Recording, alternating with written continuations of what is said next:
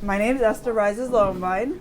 I'm a formerly practicing speech language pathologist turned real estate professional. Close the doors so we hear you better. That's a good idea. I am now a commercial realtor, investor, and capital raiser. I now wear many hats in the commercial real estate space. I'm also a mommy of many, Baruch Hashem, and we juggle a lot, as well as all these wonderful ladies. And this is like a hand-selected group. All these women are self-made, successful women. So kudos to all of them. And we are going to start with Tanya. I want you to introduce yourself and tell us what you do. Okay. About Hi yourself. everyone. My name is Tanya Rosen. I'm the owner of Nutrition by Tanya. We currently have 12 locations. We have 2 in Israel. We have Monsey, Monroe, Williamsburg, Lakewood, Jackson. We also work with people from all over the world. And aside from nutrition counseling, we also sell healthy food. So we're in pretty much every kosher supermarket. We have meals, we have snacks. And aside for that, of course, we have to mention the mommy part. So Baruch Hashem, I am a mother to 5 wonderful children, 4 of which are girls. So for whoever has girls, you know how much time that takes just to listen to them. So that's a big part of my day and my life as well. And I am very honored and happy to be here. Yael Ishkayas.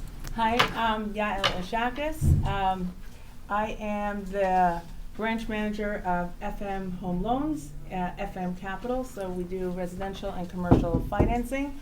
At the same time, I'm part of an investment group that has purchased many different commercial real estate asset classes, and we've put together a lot of deals. Let's talk about the mommy part. Mother to 6. My daughter actually just got married last week.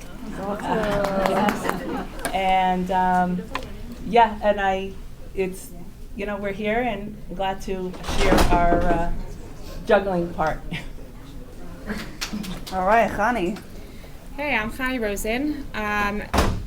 Founded an architectural expediting and engineering firm for New York City construction and development. I don't know. I'm a mommy of 5 girls. That's and juggling it all, trying to anyway. Happy to be here. Thank you. All right, Leah. Hi, I'm Leah Fryman. I am a mother of 7, with my youngest being a newborn baby. Awesome. And it's really an honor to be here to see everybody wanting to learn from each other, and it's a big pleasure. I have an IT and cybersecurity company. We currently have 4 locations: Monticello, New York, Israel, and in Brooklyn, in Monsey and in Brooklyn. We do mainly co-managed IT, which is larger companies that have in-house IT departments. We manage it for them. We manage their employees. And then anyone that doesn't have in-house, we do fully managed IT and cybersecurity. I run the business with my husband. He does the genius part. I'm the mouthpiece. So, we kind of fill in for each other. And glad to be here. All right, Sydney. Hi, I'm Cindy Black. I have 4 kids, 5 grandkids. My husband learns full-time. We started a company. It's a tenant representation firm. So we don't represent landlords, we represent tenants. So we sign contracts with national tenants like Family Dollar, 7-Eleven, Wendy's, Wawa, and we help expand their footprint in the tri-state area. Okay. Thanks all for introducing yourselves. I coined myself with the latest tagline. I'm Esther, the investor, and your capital connector. I raise money and I raise kids. I have Baruch Hashem, 4 girls and 4 boys. Baruch Hashem, I juggle a lot, 8 kids, and working full-time, overtime. I'm probably the craziest person you'll ever meet. But I love what I do, even with all the struggles. And it's every single day people ask me, what does your day look like? There are no 2 days alike. Every single day is its own structure, is its own day, is its own challenges. So that's my mother work juggle. I want to hear from all of you. How do you juggle being a mother, a wife, and working full-time. Tanya, go ahead. I'm happy you use the word juggle and not balance, because when people say balance, like, I think it's just like a term that people made up, and if they're saying it, they don't really know. Like, you can't, like, there are days and even hours where you're like an amazing whatever entrepreneur and a horrible mother at that moment, and then 5 minutes later you're an amazing mother but neglecting work. There's no balance. I think that delegating on both ends, like we had a conference call the other day, all of us, and I was trying to keep quiet. I was trying not to get involved, but then somebody was going on and on about how, like, she feels bad when she doesn't do homework with her kids. So I was like, I unmuted myself and I said, I don't feel bad when I don't do homework with my kids. I don't do homework with my kids. I delegate that. I have a tutor. I have a homework helper. I'd rather do other things with my kids that I wouldn't want to pay someone to do. I find homework stressful. I'm not good at math. I don't like it. It's frustrating. I'd rather go on dates with them, which I never skip. I'd rather talk to them about their traumas, which I don't skip. So same with work. If there's things that I'm not good at or don't like, I try to delegate it. Kids, work, same kind of juggle, not balance. Well said. Well said, Tanya. With me, I share a lot with what Tanya has said, but I try to keep a schedule. I'm by nature more chaotic, and if it's a nice day, I want to go out and have fun. So I had to train myself how to keep a schedule and really follow a calendar. That was like me personally. So I actually have a business coach, and I have to, like, part of something that I asked for is I actually take a picture of my car, and I take at 4:45 that I should be home on time to be there for my kids during supper. I actually bought something called a phone jail, and my phone goes into a jail at night, and the kids have the key. I don't touch my phone for like 2 hours. Like, I actually had to do real steps to manage it because I tend to cheat. So I'll just want to answer the text really fast, and I'll do this, and then it really, I one time heard my little daughter telling my sister, my mother, she talks on the phone even when she does my homework. And I was like, and then I felt bad, like, this is what was important to her, and I'm cheating, because her, like Tanya said, her homework is very boring to me, and I didn't even understand it. So, imagine what she has to do. Exactly. It's boring So too. exactly. So for me, I actually take visual, like real physical hacks in order to be better and get better. And I do think I fail a lot, but I am definitely a work in progress. And I really work on what I have right now down pat is from like 5 to 7 is phone free kid time, and that's what I have right now, and I'm trying to do more. That is great. I love that you said, like, you're taking physical action to try to, like, hold yourself back, but what about, like, getting your brain to actually be in this space? Because I could put my phone away. Waterdale Collection has this cute present box where you're giving a present to your kids by putting your phone away, and it's by the door when you come in. But then my mind is somewhere else. I'm making lists, and my kids see it. They really, really do. So for me right now, I mean, from the time I started, I used to not see my kids like 2-3 days in a row when I started, which was not that long ago, 5 years ago. But as time went on, and as the kids got older, and try being there for them physically more. But now the difficulty that I'm struggling with is being there emotionally. I'm like, really? That's a problem? Like, 1 second, as in the wire, and that, like, I can't make my brain stop. So for me, and the kids see it, they feel it, they know it. They can know when I'm there, when I'm not. So for me right now, that is still a challenge. So I'm still juggling with that. Please. I have a suggestion about that. So Meditation? What? I'm gonna go ahead. What? Meditation? No, I'm like the word. I would never meditate. No, I don't think I could physically do it. When I put away my phone, I still have a notebook and a like paper and pen next to me. So when a thought happens, like something's on my mind, or I get an idea, or I don't want to forget something, I'll jot it down. Like this, I did something with my thought or whatever, but it's not my phone. So they still appreciate that the phone is away and that, but I still get my thoughts out. Yeah, if I want to get a shut eye, I need to have that near my bed. Yeah. That's like a given. But even when your phone is away, just jot it down. Like this, you won't forget, but it's not your phone. And it also teaches you not to act on a thought right away. Like, write it down, act on it later. you know. Right. Otherwise, it just stays there, and Yeah. you keep like trying to remember it. Yeah. That's a good Absolutely. That is. Yeah. I should walk around with my pad. I do anyway, almost.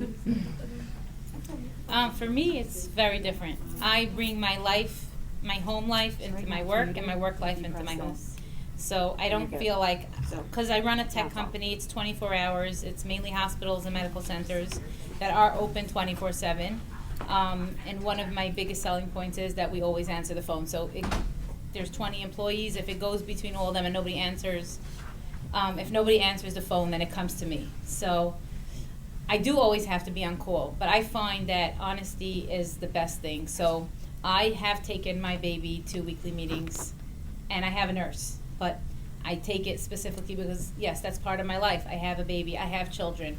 I have a special needs daughter, and all my clients know about it, and they know that I have to go to the, right now I'm in the car for therapy. On the way here, I had a meeting with a client. There was about 5-6 people on the call, and one of them was even like, oh, so you're on the way to Lakewood now. And they knew about it. So I bring my clients into my personal life because that's just part of it. In order for me to service you and to care about your business and to care about you, I need you to care about me, and I need you to care about my personal life. The same way I do that with the clients, I do that with the kids. So we sat down, the kids, and we told them that, personal decision that we decided to make was whether we should have a computer in the house or a phone or the internet, like what should we do? And whatever decision we came up with, we told it to the kids. We told them who we discussed it with, what the decision process was, why we got to that decision. And I tell my kids, when you see me texting, you know that it's business. You know that it's not personal. I don't ever schmooze on the phone when the kids are around, just to a sister or a friend or something like that. But my kids know that they get a lot. Baruch Hashem, we are able to provide to them, so they do get extras. I'll take my daughter to Florida for 2 days for midwinter vacation. We went to London for Sukkot, and we're going to Israel for Pesach. They get a lot, and I always remind them that there's a juggle between me working and providing more than the norm, and you getting more than the norm, and we talk about this as a very open conversation in the house. So the kids know that if I'm out one day, if I'm coming home late, I'll tell them, I have a meeting, I'm coming home late. Do you mind doing supper time? I'll be home at X amount of time. Leah, you said how old your youngest is. How old is your oldest? 18. Oh, okay. So, and Baruch Hashem, it's a lot of boys. So those are easier, honestly. Yeah. They leave the house at like 6 in the morning. They come home at 8, 9 o'clock at night. So I do have a bigger stretch. But then, you have the girls there, and the girls like to talk and talk and talk. And then talk some more. So I feel like when you bring them both together, and like Tanya said, she doesn't do homework. I don't cook. I don't clean. I don't cook or clean either. Is there anything you do, Tanya? You said that on the phone, and I wanted to tell you I do the same thing. I do have a chef that comes in. I do have a lady that comes in every day. She makes the bed, she straightens up, she washes the dishes. I do go to sleep at night with dishes in the sink because I know the lady's coming the next day. I have a lot of cleaning help. So when I'm there, I'm present and doing only what I have to, which is work and taking care of my kids. I do date nights with my kids or date full days when I'm able to. And I think it's very important for the kids to know that, we call it a mommy avrumi time, mommy ruchi time, right? It's just the two of us. And we spend the day, but I tell them, if I take a call, you know that it's work. So part of spending the mommy avrumi time means me taking a call here and there. I'm not going to schedule meetings, but when you pull them into it, they feel like they're part of it, they feel they're contributing to it, and Baruch Hashem, I found that they don't resent it that way. Like open communication. Yeah. Hi. So when I started my business, I actually had a great, very successful job in Wall Street, and I made a lot of money. And I said, going to Manhattan, by the time I come home at 7, 8 o'clock, I'm going to quit my job, start my own business. I can stop working at 3 o'clock, be home for the kids. And I very soon realized that it was just the opposite. It became 24 hours. So there's 2 things I'm going to say. First of all, I'm going to make it short. My baby is 21, so I don't have this problem anymore. But there's 2 things. First of all, if I would come home and I would be nervous, I would tell the kids, hey, mommy had a hard day. It's not on you. If I'm feeling a little nervous, let them know. Also, 7 o'clock, I shut down my phone. there was no work after 7 o'clock. And what I want to say, today's women, I think it's so important. We all have AirPods, and we come home with our AirPods, and we don't realize that we'll take a call. The kid doesn't realize that you're taking a call, and all of a sudden you're like talking into the phone, talking to somebody else, and they're like, wait, they feel left out, even though you don't think you're leaving them out because they don't see you holding the phone, but they're left out. So just be careful with the AirPods and let them know, include them in what you do. But Okay, while you're there, hold the mic. We're going to go the other way. okay. So now let's get into actual work. Okay, let's talk about hiring and delegating. Both of those together. So we're going to start that way. So I'm great at delegating. Great. My children will make fun of me. My children will be like, when I hire someone, I'll be like, get it done. I don't care how. And they'll be like, hey, what's the work? How do I do it? And I'm like, figure it out. I just want it done. This is what the client needs. This is what the client is going to get. So I'm very good at delegating. Sometimes I'll make a little bit less money. There's enough in the pot. Just if you delegate more, you have more time for yourself to focus on growing your business and getting to whatever goal you want to get to. And what was the second question? Hiring. Oh, hiring. Hiring, and also you can include working with Just hire families. the best people there are. Oh, wow. I'll say one thing. Whenever I interview someone and I'm like, what's your experience? And they'll be like, hey, I do commercial real estate, residential real estate, retail, industrial. I'm like, okay, you don't do anything. In other words, pick a field and be the best in your field. I think. So as far as delegating, there's a very big difference between delegating and abdicating. Abdicating means What I do. yes. I was gonna say, is that And what that is a delegating no-no. is? So when you're a boss, you want to delegate, you want to make room for error. You also want to say, I'm trusting you with this, but I'm always here to answer questions. I'm not here to hold your hand and walk you through it and do the job for you and say that you did it, but I'm here to answer any questions. You can come to me, I'm available. So I'm delegating you to do the job. Like you said, definitely you're going to make less money. They're going to make more mistakes. So when you're delegating, you need to make room for mistakes and room for growth, and they're growing on your dime, right? So, I had a client that scoped out a project, an employee scoped out a project. Instead of $50,000, he scoped it out of 10. Who paid that other 40? Me. But he learned from his mistake. Now, can I sit and scope out projects all day? No. I have between 27 and 50 projects going on at any given time. I can't start doing my own scoping. But he learned, and we sat down, and the thing was, what did you do right? What did you do wrong? And what could you do next time? Either again or change from the last time. And as long as you learned your lesson, it was worth it, and then move on. So that's the delegating piece. The abdicating piece is saying, I'm sorry, just go figure it out. And if you make a mistake, then it's your problem. You're going to suffer. I'm going to yell at you. I'm going to fire you, blah, blah, blah. The employee doesn't have the same paycheck to do it. They don't have the same confidence to do it because they're so afraid, what's if I make a mistake? What's my boss going to say? How am I going to do it right? I want to do it right. I don't want to lose the money. On the other side, when you delegate, you say, I'm here for you, 100%. Come to me. Ask me questions. And when I hire new people and they're not asking enough questions the first week, I'm going to tell them, you're not asking me enough questions. That means you're not putting yourself into it enough. Your asking questions is telling me you're interested in your job. As far as hiring, it's really hard. It's hard to find good people. It's hard to find people that are invested and interested, especially being such a driven person myself. I'm looking for driven people. I do personality testing like DISC from TTI. I do Myers-Briggs. I do emotional intelligence. That's the best one, the EQ test. Anyone that scores like under 80 or something, I don't even look at because, you have to have it. Not the IQ. I don't care about that. I care about the emotional part of it. I interview them once. I interview them twice. I do the same thing. If you are a jack of all trades, you're a master of none. You're not for me. I want someone that's driven, that's focused, that does their thing. And I think the more, it's like sales and like everything else, the more you do it, the more you get into it, the more you learn it, and you just get good at it. Thank you. So I think that with both of these, Yeah, it works. Okay. I think that with both of these, still struggling through it. So starting with delegating. So first I thought, I don't know how to delegate. I do it the best. Nobody does it as good as I do it faster, better, I'll just do it myself, get done with it. But then I started realizing that when I had the right people to delegate to, I was over delegating, and sometimes I'm like, too much, as in like, you got this, so still figuring that out, trying to believe that I do know how to delegate if I have somebody to delegate it to.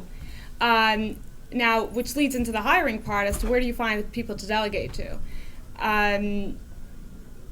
They're impossible to come by. I don't know where they are. I originally I wanted 20 Khanis, and then one of them, please not another Khani, not even one, please. But I don't need another 20 Khanis. I need something else, and I'm learning that. And we have many open seats, and sometimes I realize, as we're evolving and growing, and new seats are opening up, and I'm like, this person was never right for the seat to begin with, but it only comes to the surface as other problems get addressed. So I think that for me, hiring is a constant struggle. I'm feeling really good about this specifically right now because I recently hired my COO, and he rocks. I hope he hears this. So it's just 2 months, but I already know that it's the right person. And like you said, we did extensive. We went with the Metas group. If anybody knows what they are, they do personality, EQ, IQ, what he's drawing at, and then comparing it to Avatar, like a job profile. And I went to that route, which was a pretty expensive one and a lengthy process, because I was done hiring and firing people. More firing than hiring at some point. But yeah, just really understanding what this role needs, and then not being I used to be super impressed with people. I'm like, she's so cool. I'm like, why? Because we had a good conversation. What does she know about the job? What's her experience? She's like, yeah, she could talk her way through anything, but that's not what I want. And then when people were really quiet, and I'm like, they're engineers. Yeah. What do you want? To carry a conversation with you as if they're going out so just learning that, to differentiate that, and starting to look at what I really need and what just feels good in the moment. They're so like me. No, you don't need somebody like you. You need a creative. You need this. You need that. So just learning about that, and I am still doing that every day, and still struggling to delegate. I But have to add one thing Yeah. based on what you said. So I was told by one of my coaches, be happy with 80%. When you delegate, when you hire someone, they're only doing 80%. So you said, I need more Khanis. You're never getting another one of yourself, ever. Because they don't have the vested interest. They're not making the kind of money. They just, if you find one, They it's one in a can. million. They're never ever. You're never finding it because They don't have the entrepreneurial spirit. exactly. Otherwise, they would open up their own business. Exactly. that's where they are. I got it. So find someone and be happy with 80% of their work, and then you'll find that they're going to start exceeding your expectations. 80%. Hi. So coming from somebody who has hired, lost teams, had people leaving them, it's and what I learned from my experiences was it was all me. So it's a little bit what Khani said, is that first when I would hire myself. I would, oh my goodness, I like this person, and it was based on instinct and then I learned that I have to really hire the opposite of myself. So at this point, I right now have very, very detailed job duties. I sat down, pen and papered what I want. I want this person to do this. This is their job duties. I have every single thing lined out so it's clear, and my expectations are clear. And so I feel like that is extremely important when you're hiring, to give clear expectations, not be all over the place, and then get frustrated that they're not doing something that you didn't set, or they're not capable of doing. The other part is I don't even take the 80%. I say 70%.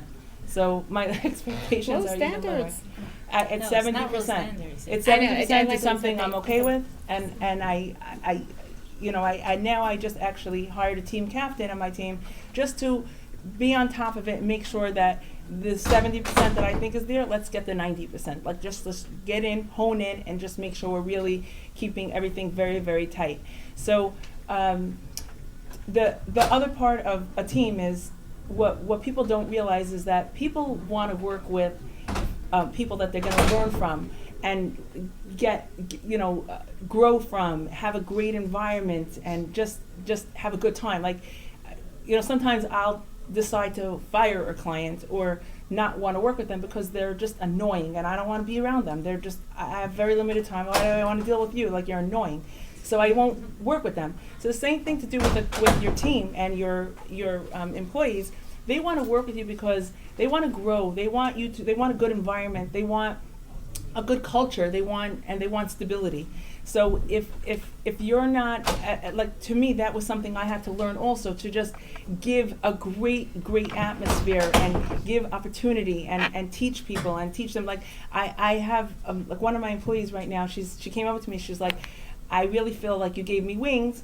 I want to go to the next level. Can you teach me this part? And it felt so good. Like, she's probably going to be gone in 2 years. She's going to go on her own. But that, to me, would be the biggest compliment, because I want to give her, like, you don't want to keep somebody clipped. You want them to, so to me, that would be a compliment. And just, we're going to start training the next one. And that's part of what, like, some people look at it, oh, I don't want to hire, they're going to become my competition. I don't want to hire, like, all that kind of stuff. To me, it's like, it's a compliment, and let me take them in. Or don't hire your competition. Hire the person that's not going to become your competition, but it's going to be your great, somebody who you can fill in and delegate to. So that's where I come from.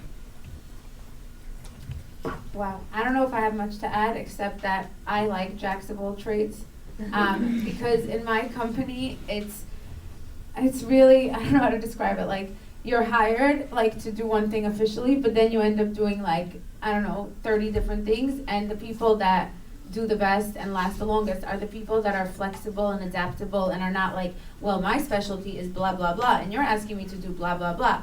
Like, really, our best people and the people that have been with us the longest and are, like, invaluable or whatever, super valuable, whatever the word is, are the ones that roll with the punches and can teach themselves to do things as needed, or something happens that requires a new department. Like, just now, we had a lot of restructuring, so I said, I think we should look into, like, an HR department officially, and one of the employees was like, me, I'll do HR. That's it, I'm ready, put me on HR. And she's, like, willing to just do HR. So I love jacks of all trades. I don't think there's anything wrong with that.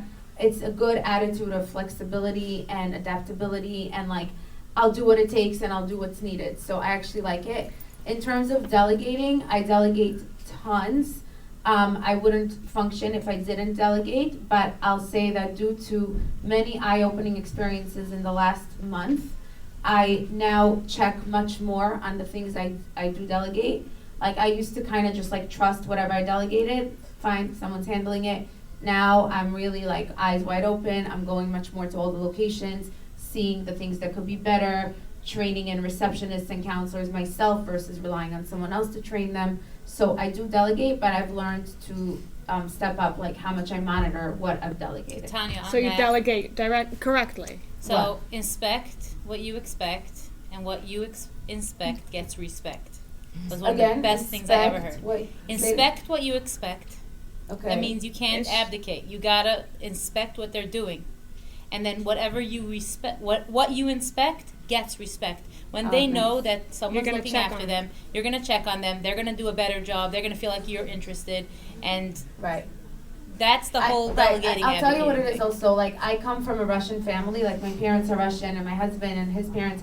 And no offense to anyone, but Russians just have a much better work ethic than Americans. So, like, really, no offense. Like, I believe you when you say there's no one good to hire. Like, I just always naively thought that everyone has the work ethic that I grew up watching. Like, my mother has an insane work ethic. Like, she takes the train still to this day, like, an hour and a half each way. And if she has to work at home at night, no problem. She'll never say, like, oh, this is not self-care. Like, this is overtime. Like, my boss is harassing, abusing, all these terms that people use. Like, I grew up with, like, watching a really good work ethic, and I have a really good work ethic. So I kind of, like, expected that from everybody, and I got to know that, no.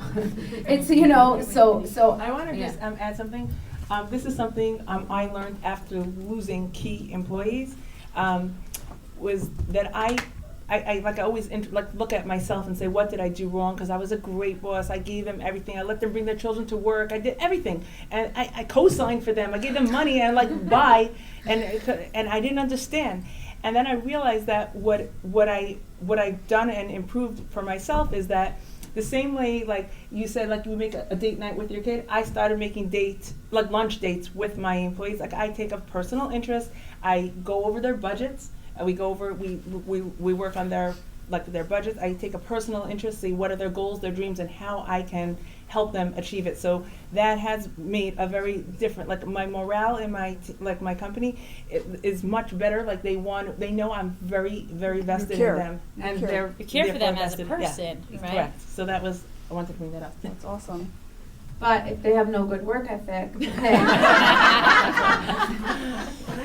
I guess you need, we'll do Q&A later, I guess you need that balance.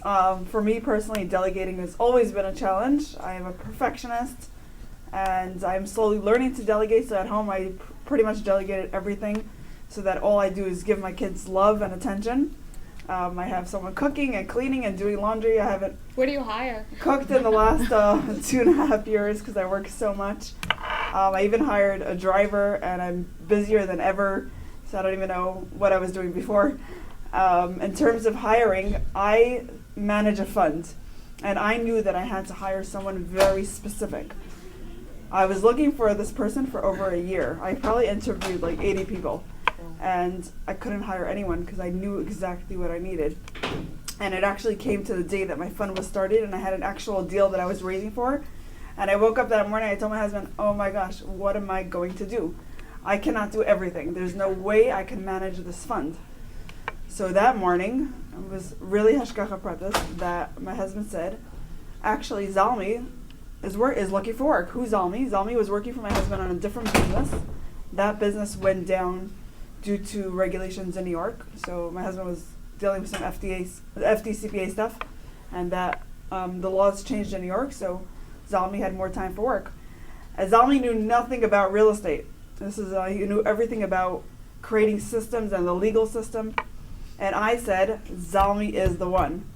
So it took me 6 months to train Zalmi, to teach him everything about real estate, everything about managing a fund, all the laws and regulations involved in that. And it was so worth it for me because I trust Zalmi more than I trust myself. He manages everything. He manages my brain out. He manages my systems. He's taking care of my CRM, and he's 100% trustworthy. I mean, hopefully, as much as possible. I really trust him. So it was worth it for me to put in, to invest in him. So I invested several months into him. So it just shows that when you find someone with the characteristics that you're looking for, and it's not necessarily with the exact criteria or job description that they have, that they're capable of doing at the time, it may be worth putting in that effort into keeping that person on board and holding him on for the long time, and obviously show that you care and be there for them when needed. I try to be as flexible and easygoing as possible. All right, let's talk about now the current events, right? We've gone through a lot in the last 2.5 years. We've gone through COVID, we've gone through interest rate hikes, and all the inflation, and everyone has felt it in all businesses and all levels. So let's discuss that. How have you felt it in your business, and how are you adapting in terms of leads, staffing, etc.? So it didn't affect us negatively. I think after Corona, everybody really wanted to lose the weight that they gained over Corona, and they were ready to take care of themselves. It's just that more people wanted to work remotely. So for some, that's an option. For some, it's not. But other than that, I don't think it really affected us. Thank God. Rates and inflation definitely affected our business. Fear is a real thing. We all learned that from COVID, and fear paralyzes people. I made a decision that I'm not going to allow, I don't want to be around the fear mongers, and we're going to just embrace, look at the positive, and there's a ton of positive that goes on. For example, there were crazy sellers in the last 2 years, unrealistic people, and bidding wars. That's all gone, and now we have sellers contributing and being normal again. So people are getting better deals. Yes, they're getting a higher rate, but I tell people rates are just a vehicle. It's not the prize. You can always refinance it. So we try to reinforce the message, not fearmonger. And I think that also another thing, a lot of people came into the business that shouldn't have been in the business. So we'll weed those people out. It's like a good thing. Everything's positive to me, and I'm very, very excited to be on this. I like it. I think it's we needed the correction, and I think it's going to be amazing for us, and if you're a doomsday person, don't call me. I don't want to be You do that with everything in life? everything. Oh gosh. I'm gonna say this is a great idea, but let me tell you 5 reasons as to why it's not gonna work. Talk to me. Talk to me, baby. Okay, so in the industry in which I am is construction development. So recently there was a change in the tax abatement, like the 421A is no longer available. June 15 was deadline. If you didn't get your pile in the ground before that day, you lose major tax break, which a lot of people are no longer buying, developing the way they've used to with the tax break gone. Is it coming back, by the way? No. Okay. There's other things, but nothing like Okay. the 421A. Okay. So that was a huge hit on the market. First, before June, we were mad busy. We had to get new buildings approved within 1 month, and then get a pile in the ground, and then try to figure out how to straighten all the garbage out of trying to get a new building approved within 1 month. So now we're doing a lot of cleanup and a lot of getting it all lined up. But I think I don't know if there is that in every industry. Like you said, it didn't affect you at all. But just like there's no construction development, but there was still enforcement and violations that never. New York City makes sure that they keep us busy all the time. So if it's not for new development, it's for legalization of old development or other things that are going on at that time. So how did it affect us? We're still very busy, but I'm sure we're going to feel it at some point. I'm trying not to think about it because, no, I don't see the good in it. I'm sorry. Yeah, but one thing that I'm not doing is I'm not changing my hiring. I'm not changing my accountability chart, meaning to say I'm not trying to have less, no, I'm going to fill it the way, I'm going to still go for what I envision for 2023 and what I envision for 2030. That's still being there. And I found that during COVID, when some my competition or people in my industry have fired people or let people go, or because it was a bad week or a bad month or whatever it was, while construction was closed entirely, we kept our staff on. We somehow were always emergency. I don't even remember the term anymore. Emergency construction. What was that called? And then a lot of people, when they went back to construction, the firms weren't ready to take back the work or continue producing in the way that they used to, and we got a lot of essential work, right? So we got a lot of clients that way because we were still operating at regular capacity and we're able to push out the work as fast as we needed. So I'm not afraid of having somebody that's not busy to the brim. So far, I'm having a problem hiring, so that's still that. Yeah, but like I said, I don't think about it. So far, so good. Blinds, and it's gonna be fine. So I have 2 things to say. First off, COVID was very good to me. I work in the medical field, in hospitals, and my clients were as busy as ever. So it was so good to me that I just had to hire so many people to set up remote stuff, and we were essential workers, so the drive from my Muncie office to my Williamsburg office was 40 minutes instead of 3 hours. Loved it. I was like, all you non-essential workers, stay home. Now for me to get to Brooklyn is crazy. And then what I tell my employees when it comes to troubleshooting is probably what I would say here. If you're trying to go from Muncie to Canada, you're going one straight road all the way up to the Thruway or the 87 or whatever it is. And what do you do if there's a log that's blocking the road? You have 2 choices. You can either stand and wait a couple of days till the highway decides to take that away and continue on your path, or you can find an alternative road. And as an entrepreneur, your mind is going to go to the alternative road. So if right now, for example, cybercrime is on a high, everybody is looking at cybercrime, and you think it's really good for my business, but on the other hand, there's tons of competition, tons of people that don't know what they're talking about, and they're just promising the world, and they're selling it at crazy low rates, so you have that. So where do I put myself, and how do I circumvent that? In every industry, you're going to have this. And I'm going to go back to 2008 when I was a mortgage broker. I was doing CD lending. Is that what it's called? People with foreclosure? BNC, whatever. I closed the deal in 24 hours. Somebody that was losing their house the next day. And I was making a ton of money. And then the market crashed, and all my banks, Fremont and Option One, and all my banks closed overnight. And I was left with no clients because all my B and C clients weren't getting any mortgages. I had a choice then to either continue building my business or leaving it, and I made the wrong decision of leaving it. So now, that was my log. My log was, you got to start rebuilding. But I knew the market, and I knew the field, and I could have stayed in mortgages. Instead, I went out to something else. I'm so glad she left. It's like, that's a competition I'm afraid of.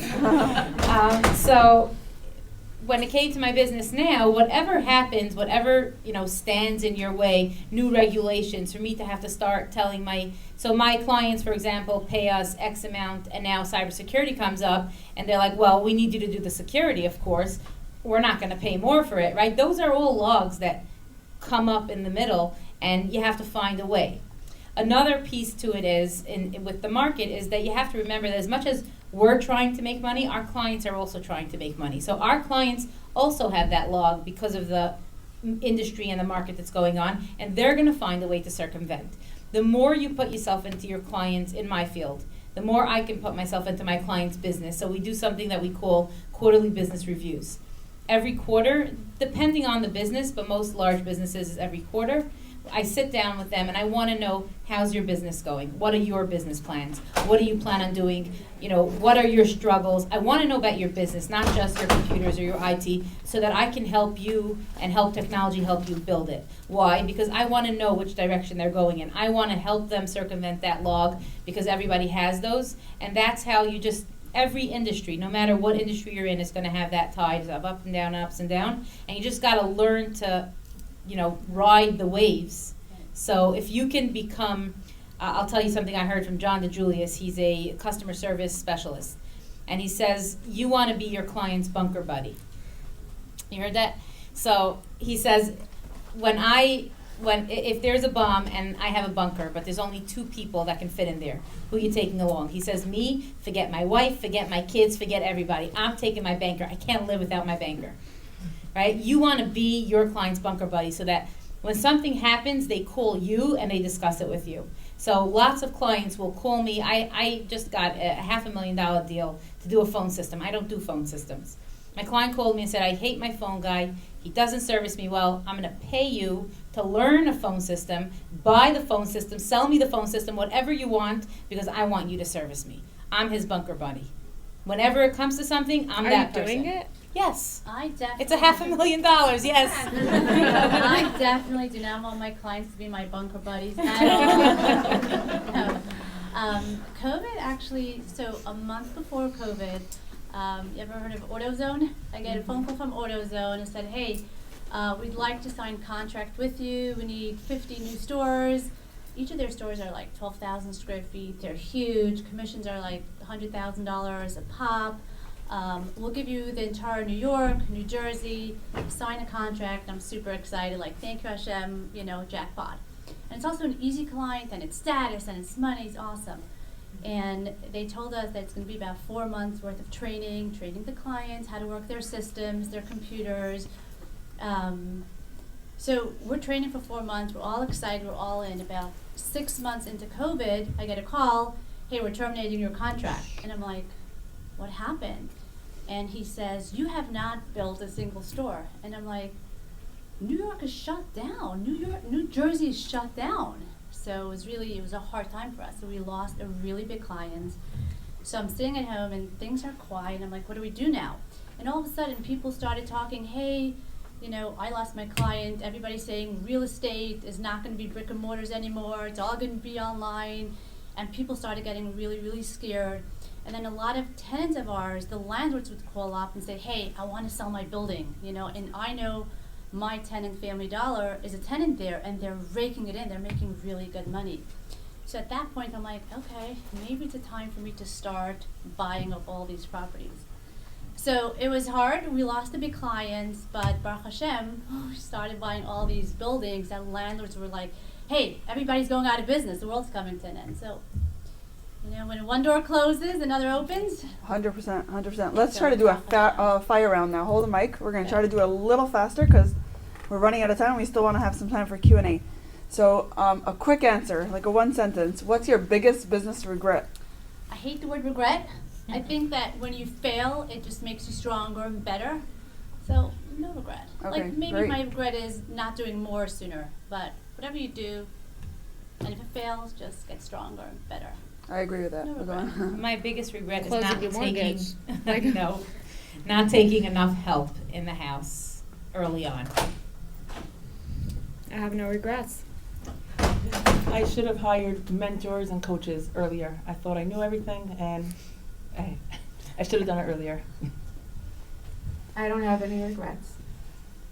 I just want to say about the bunker butt, however you say Bunker the, buddy. How do you say it? I Bunker just buddy. want to say that as you were saying it, just a shout out to Yael. This is not a paid endorsement, but Yael is my, how do you say it, bunker? Bunker buddy. She, I knew her before she did my mortgage, as a disclaimer, but because she made the mortgage process so easy, and she is so, like, she speaks English, I always say, like, she explained it, really, anything I need, I call Yael because of that. Like, if I have an investment question, should I invest with this or that? If I have an employee question, a business question, Yael's my go-to. So she's right, that if you, and she doesn't, and she does not make money off of these things with me. She could, potentially, but I'm saying she's right, that if someone is, like, I've had clients tell me, like, can you find me the right therapist, I'll pay you, and I'm like, huh? Like, and they're like, no, I trust you, you read people really well, you know me really well, you know therapists, find me a therapist, I'll pay you. Or I love your shadels, can you just, like, get me a shadel that would look good on me, and, like, I'll pay you. It's true, I think it's a good lesson for everyone that when you develop connections with someone beyond just, like she could have just done my mortgage, right? That's it, end. But when you develop a relationship with someone that they feel comfortable talking to you and asking you, then they become your, whatever you call it. Yeah, bunker buddy. Oh, that's awesome. That's awesome. Great answers. Okay, let's do something we don't know about you. I love food. No one believes me, I promise you. Actually, Jenny, right? Okay, Jenny has seen me eat a lot. I was set up with my husband because our mutual, my friend said to his friend, he needs the kind of girl that's gonna hold a shawarma and, like, bite into it, and sauce is gonna drip down, and she's not gonna care. And my friend was like, Tanya is perfect for him. So even though I lost 50 pounds many years ago, and I'm keeping it off, and even though I talk about dieting and nutrition, I love food. I could eat a lot. Okay. Some of you may know, but I come from a very diverse background. My father is from Jamaica, the island, Yoman, and so it makes us a lot of color and fun. That's cool. I did not know that. I'm a very soft person. It's true. That you see, you don't know that about me. You laugh. I'm really soft. I I'm am soft like very, very shy. I'm an introvert. Yes. Introvert and shy. I'm No, shy I and am an introvert. shy. Now I'm an introvert also. And people are always like, you're not an introvert. Right? 100% of the time. I love yoga. I'm a huge yogi. I do headstands and handstands. And that's just my That's why you look meditation. like That's my me time. That's why you Love look so yoga. young. That's what I'm saying. Yeah. All right, hold it. What would you tell your younger self? I would tell my younger self, more stress, and this is a friend of mine discussed it with me, more stress and work does not equate to success. I like that one. And know that. And I would also tell my younger self that you have to do the appropriate amount of hishtadlus. But when you go in to get that deal, after you did your hishtadlus, if you don't get the deal, it wasn't meant, accept it, it's from Hashem. And if you do get the deal, it's also from Hashem. So do the best you can, but it's not you, ultimately. I would tell my younger self that if it's happening to you, it's happening to everybody.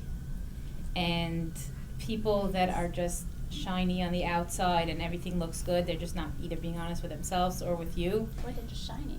Or they're just shiny? Nah, I don't think so. And find those friends that are willing to be vulnerable and honest with you. And that's going to help you grow.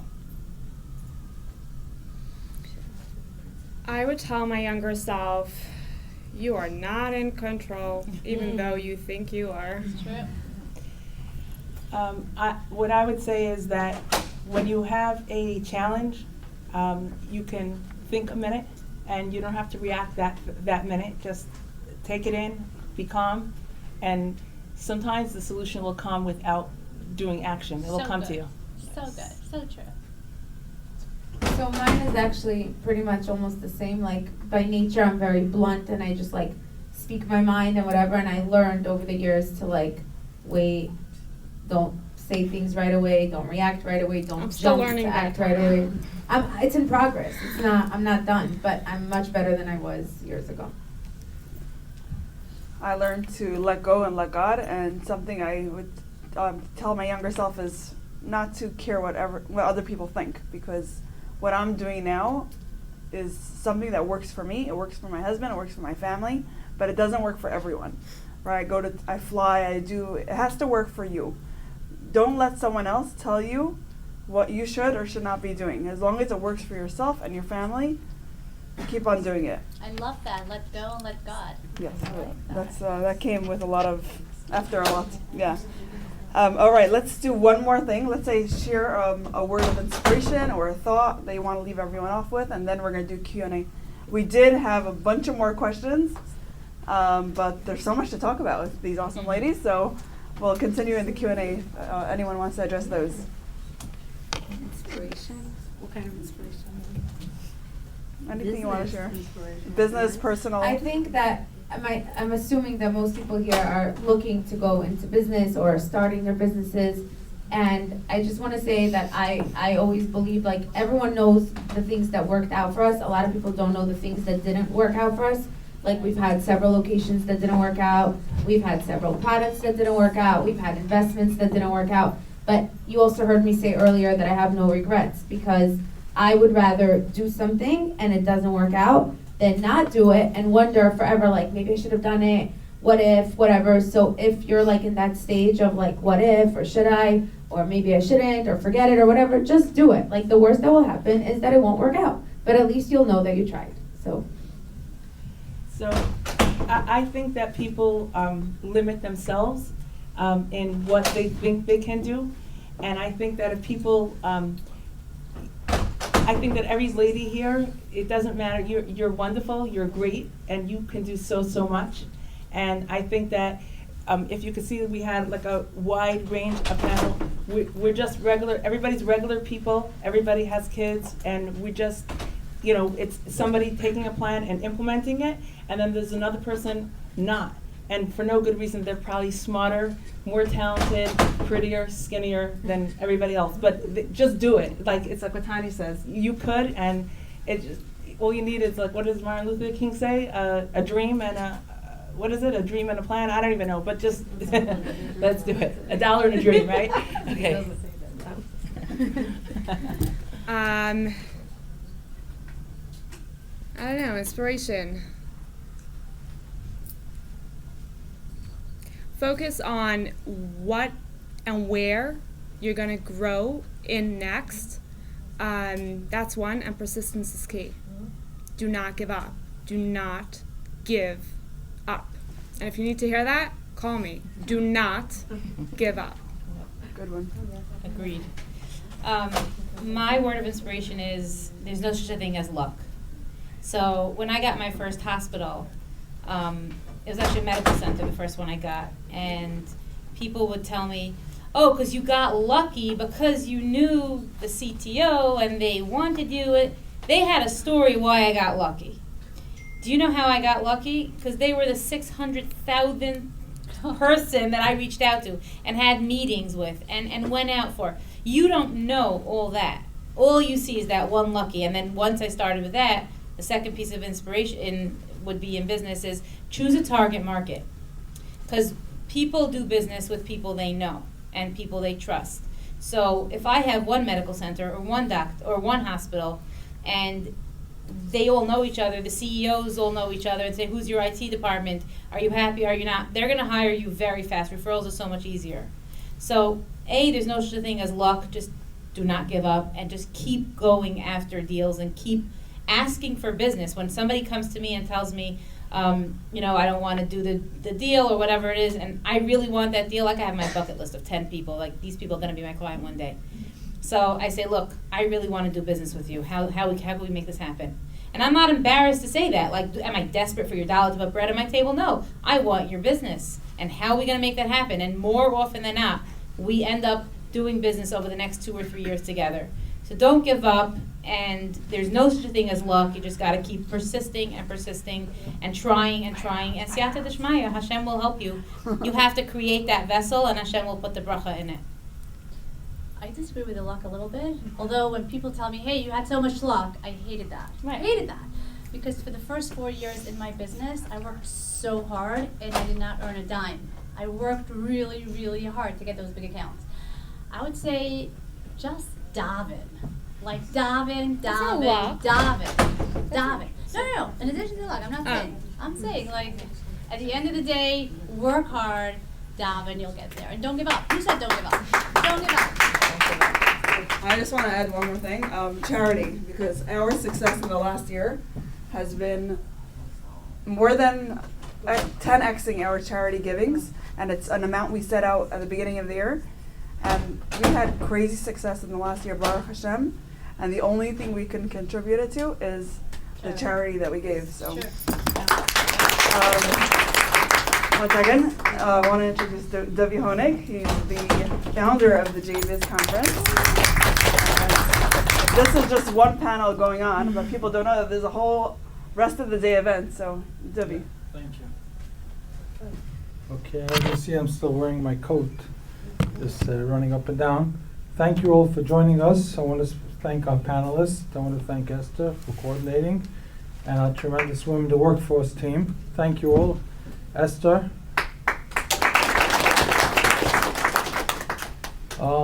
A small introduction. The Orthodox Jewish Chamber of Commerce is a global umbrella of businesses that we unite throughout all our communities, locally, nationally, and internationally. We synergize information and relationships. Of course, opening new doors to everyone to be able to expand their networks. Doesn't matter how successful you are. Actually, people who have businesses are much more successful because they're able to network outwards.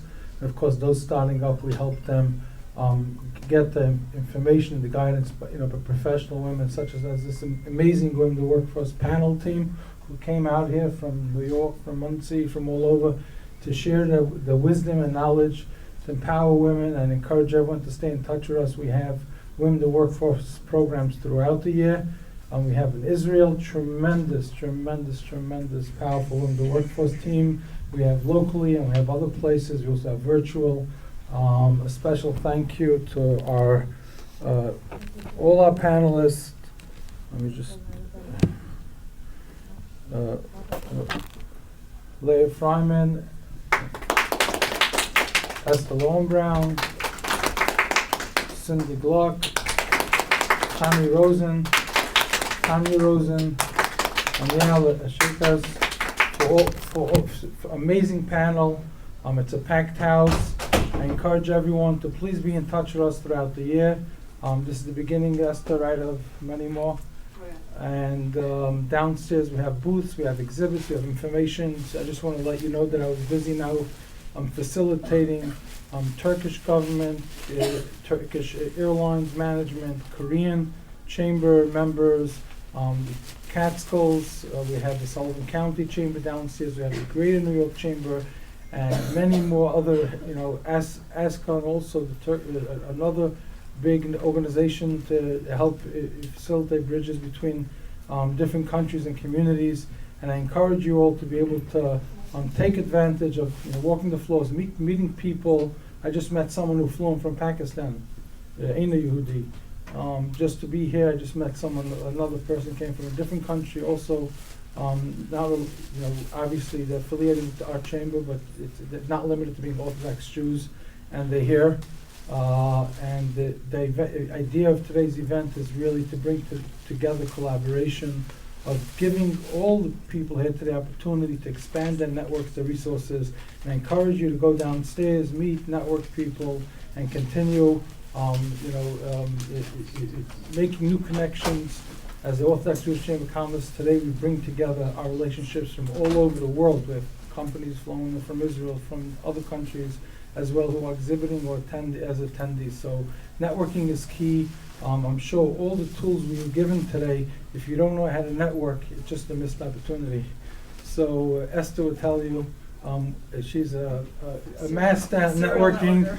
Serial networker. I don't know if she has time to be home, but if you do want to see the view from her house porch, I encourage you. We might do a networking event there. Maybe when the wind calms down a bit. Unbelievable. It's like the top of a mountain. So, but God willing, we'll do something together over there as well. And we have memberships, the Orthodox Jewish Chamber of Commerce. We have different levels of memberships, so businesses can join us as members and throughout the year, be engaged in events we do, be able to network, get listed on the websites, and use, our directory to find the new clients, and many, many, many more programs and services. So we thank you all for coming today. It's an honor. I want to thank our videographer, Avi, for being here today. We just had, I think, the USA Today was just in the room briefly. Hopefully he's going to cover this event nicely, to positively to give a message to the outside the Orthodox community, how we gather together to empower women, empowerment, minorities, and we have mainstream media covering us as well. So it's a big Kiddush Hashem. Thank you all.